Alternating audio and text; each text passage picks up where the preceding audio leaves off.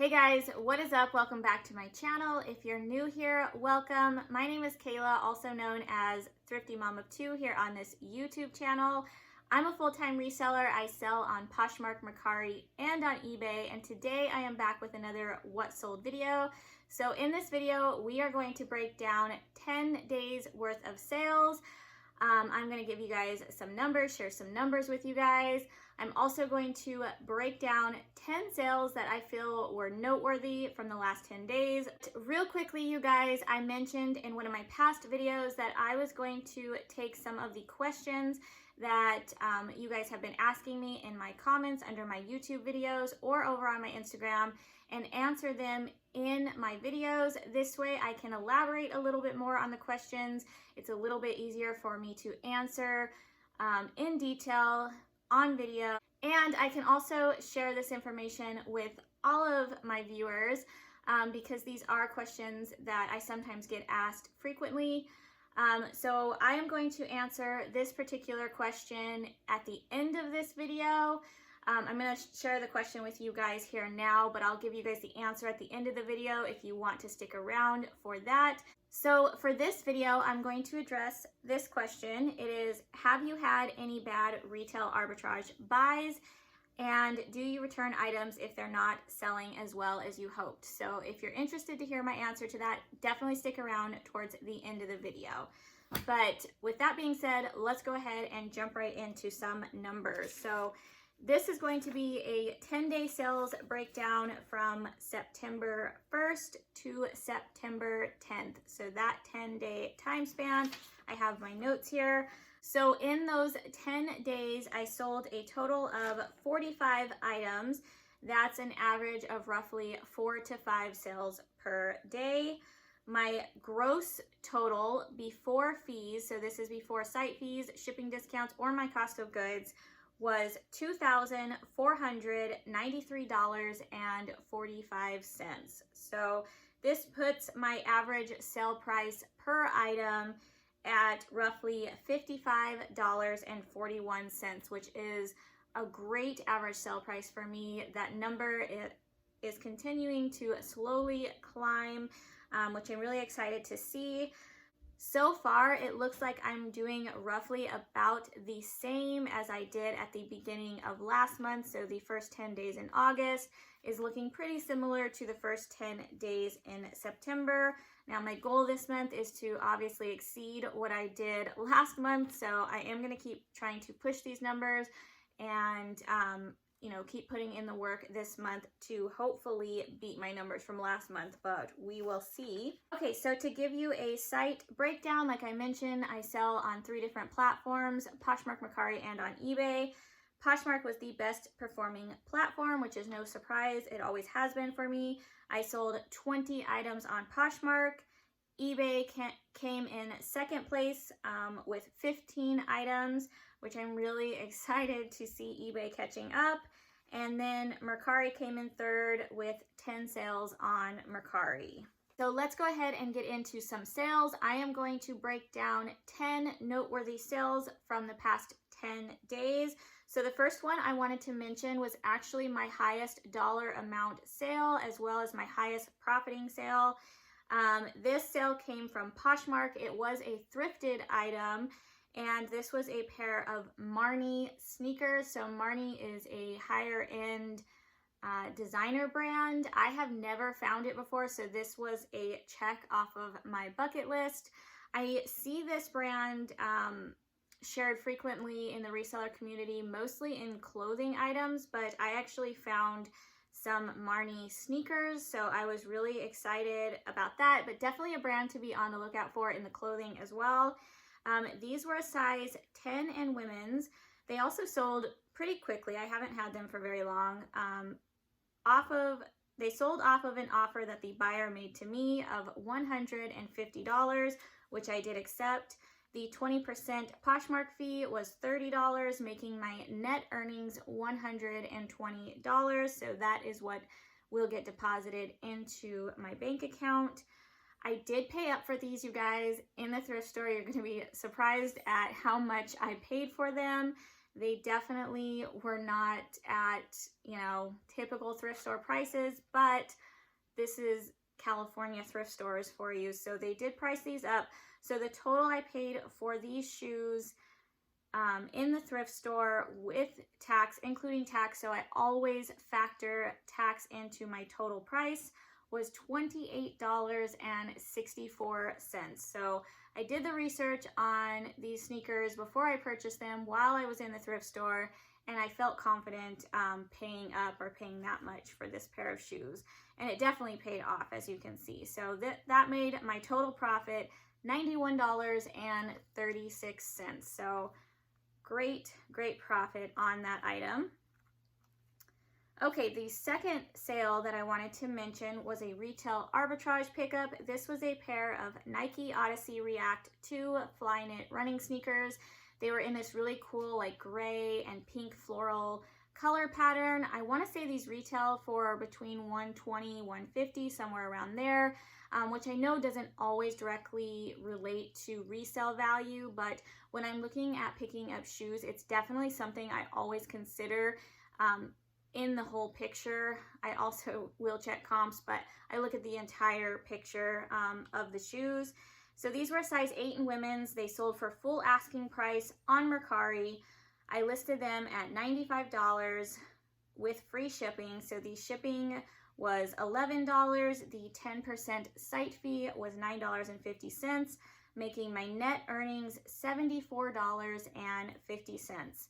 I picked these up at the Nike outlet for a total buy cost, including tax, of $25.29, making my total profit $49.21. So more than doubled my money.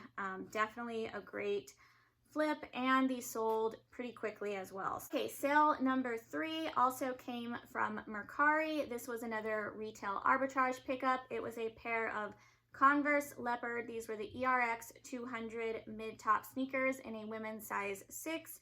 I was initially drawn to these because they have leopard print on them, which has been just a popular print that has been on trend. And these sold very quickly within a couple days of listing for full asking price on Mercari. I listed them at $99 with free shipping.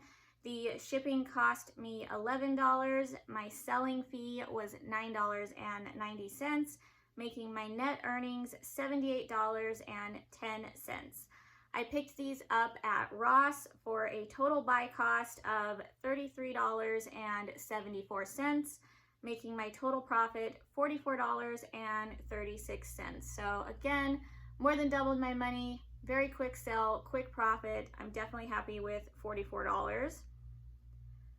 Okay, the next sale, the 4th sale, was another thrift store item. This was an item I actually recently showed you guys in a haul video, and this item also sold very quickly. From the moment that I posted it on Poshmark, it received so much attention. I just knew that it was going to sell quickly.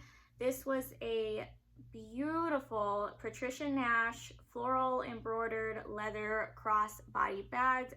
Absolutely gorgeous. It was in great condition. I received an offer of $73 for this bag, which I did accept. The 20% site fee was $14.60, making my net earnings $58.40. I paid $11.74 for this purse at one of my local thrift stores, making my total profit $46.66. So definitely a good profit from a thrift store find. The 5th sale that I wanted to mention came from Poshmark. This was another retail arbitrage find.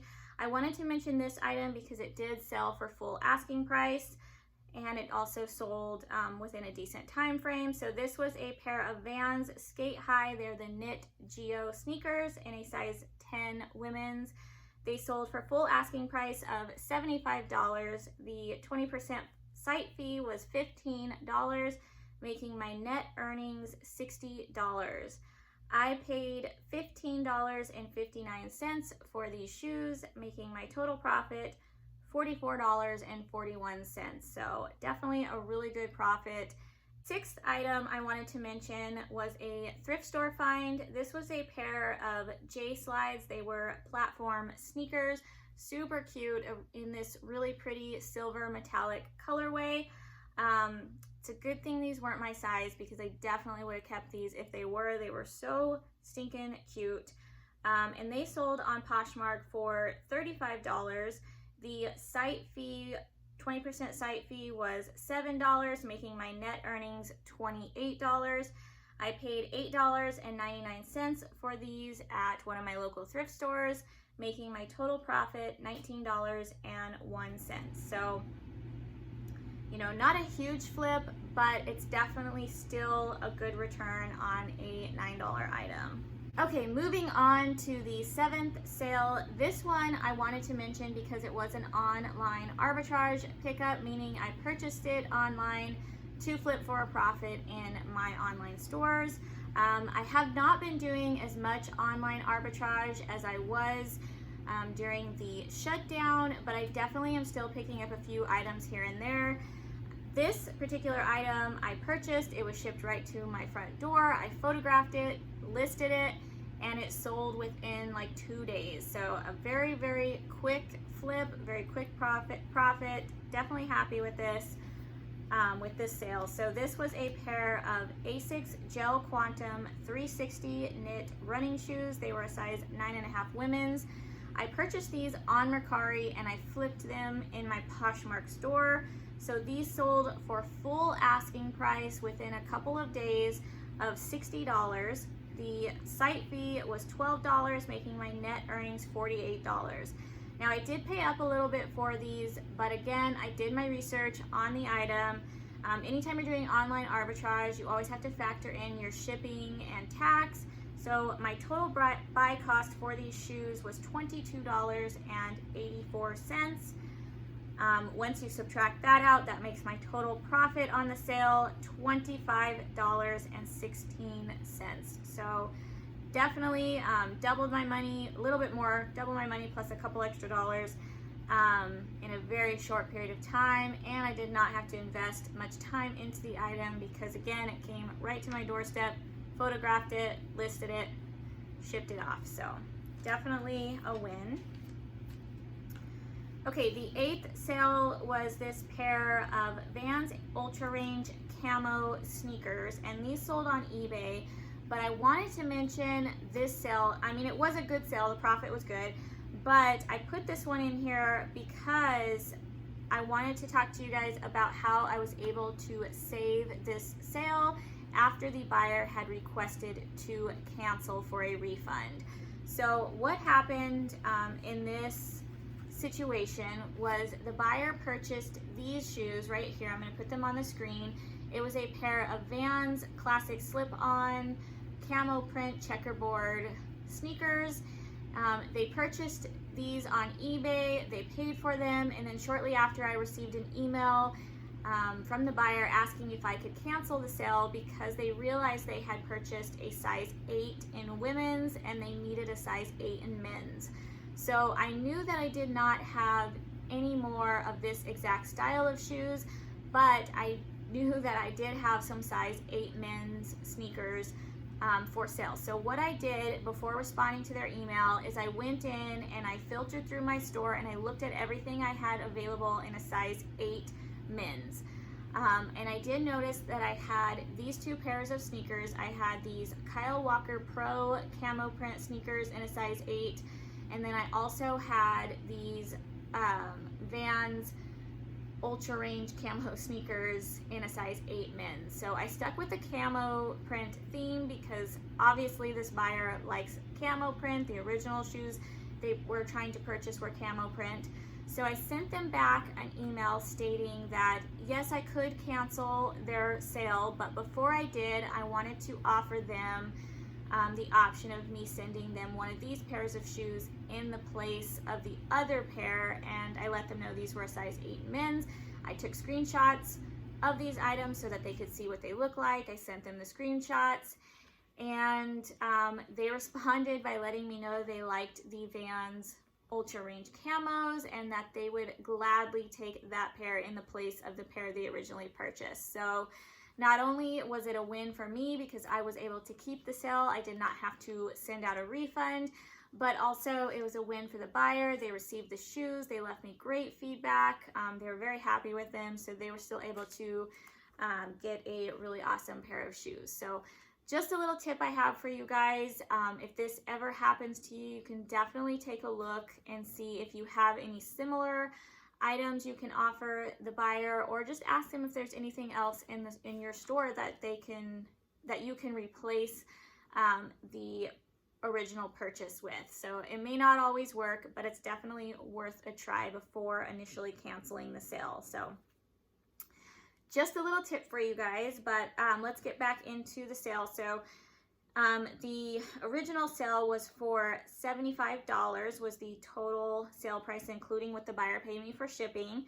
The site fee on eBay is 10%, so that was $7.50.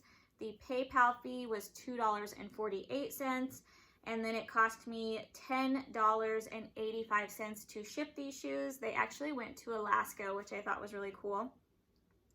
I'm not sure if I've ever sent anything to Alaska before. I probably have, but this is the first time I think I've noticed it. But anyways, my net profit was $54.17. I paid $20.46 for the Ultra Range camo, the ones that I sent them, making my total profit $33.71. So still a great profit, still a great sale. I was able to move an item out of my inventory. The buyer was happy. I was happy all around. It was just a win-win. Okay, the 9th item I wanted to mention was a thrifted item. This was an LL Bean wool blazer style jacket. Super cute. It had elbow patches, very nice quality, cute snap buttons up the front. I just had a feeling this would do really well as we're moving into the colder months. And this actually sold on Mercari, and I believe that I originally listed this item for $55, and one or two things happened. This was a full price sale. I either had the smart pricing turned on, where it automatically, the Mercari system will automatically drop the price of your item until it hits your floor price, or I promoted the listing, which dropped the price down to $49. So at the time of purchase, it sold for full asking price, which was $49. And this is where I'm a little bit confused, you guys. So maybe some of you guys can help me if you sell on Mercari. You can see here, I'm putting it up on the screen, the shipping charge for this item was $10.77. And I don't know how that happened, because it has always been for a 1 to 3 pound item shipping through Mercari, through USPS, it has always been $11. I even went and played around with some of my other listings to make sure that they didn't change it. You know, if the item was like 2 pounds or a little over 1 pound, it was still always coming up at $11. I double checked this sale to make sure I actually shipped through Mercari and that I shipped through the right service that I always use, which is USPS, and I did. So I'm not sure why the shipping went down to $10.77. I know it's not a huge difference, definitely not complaining about it. The only thing I can think of is that because the item was promoted, or I used smart pricing, maybe when you do that, Mercari will eat some of the shipping cost. I'm not sure, but yeah, if you guys know why that happened, definitely let me know in the comments down below. But anyways, I paid $10.77 to ship the item. The selling fee was $4.90, making my net earnings $33.33. I paid $7 for this jacket at the thrift store, making my total profit $26.33. So good flip. Okay, and then the 10th and final item that we are going to break down today was another retail arbitrage find. This was another Poshmark sale. It was a pair of Vans Ultra Range Save Our Planet collaboration sneakers. This is the third pair of shoes that I have picked up from this collaboration. And the reason I keep mentioning it, I've mentioned in my past videos, is that every time I have found a pair of shoes in this collaboration, not only have they sold quickly, but they have also sold for at least $75 or more. So 2 of the pairs I picked up sold for $75, and 1 pair I picked up sold for $85. So definitely a style to be on the lookout for if you ever do come across them. This pair sold for $75. The site fee was $15, making my net earnings $60. I paid $22.72 for this pair of shoes, making my total profit $37.28. So good profit, quick flip, and these were also a size 13 in men's. I'm not sure if I mentioned that. So definitely a bigger size, but they still sold.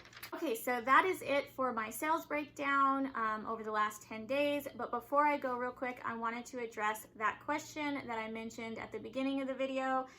So just to repeat the question again, it was, have you had any bad retail arbitrage buys? And do you return items if they're not selling as well as you hoped? So to answer the first part of the question, have you had any bad retail arbitrage buys? Not that I know of. I have only been kind of diving into retail arbitrage pretty heavily over the last couple of months. So I really haven't had enough time to really know if any of those were bad buys. I have dabbled in retail arbitrage, however, in the past, over the past couple of years. So I was a little bit curious. I did go through some of my older listings to see if I still had any retail arbitrage buys that have been sitting around for a long time, and I could not find any in my closet. So as far as I know, everything I've picked up retail arbitrage has sold, but again, I haven't been buying in this quantity, in this large of quantity retail arbitrage ever. This is kind of my first experience with it. So ask me again about a year from now, and if I still have some of these items sitting around, I will definitely let you know. To answer the second part of the question, do you return items if they're not selling as well as you hoped? There may be kind of opposing opinions on this particular subject, but my answer is no. I have no intentions of returning any of the items that I pick up retail arbitrage. The reason for that, one, is I usually take off the sale sticker or sale tag.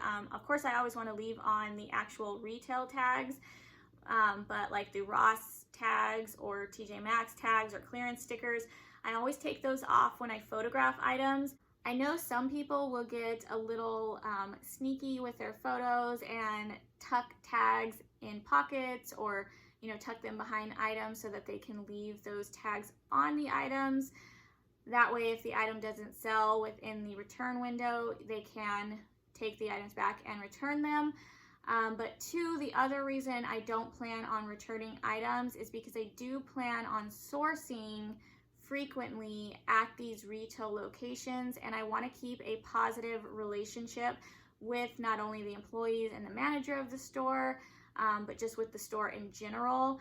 I did watch a YouTube video where another reseller was talking about a fellow reseller that he knew who was constantly purchasing large amounts of items from Ross, from a Ross location, and trying to flip them quickly for a profit, and anything that didn't sell within the return window time frame, so I'm not sure if it's 30 or 60 days, maybe 90 days, whatever the return window was, anything that wasn't selling within that time frame, he was taking back to the store and returning.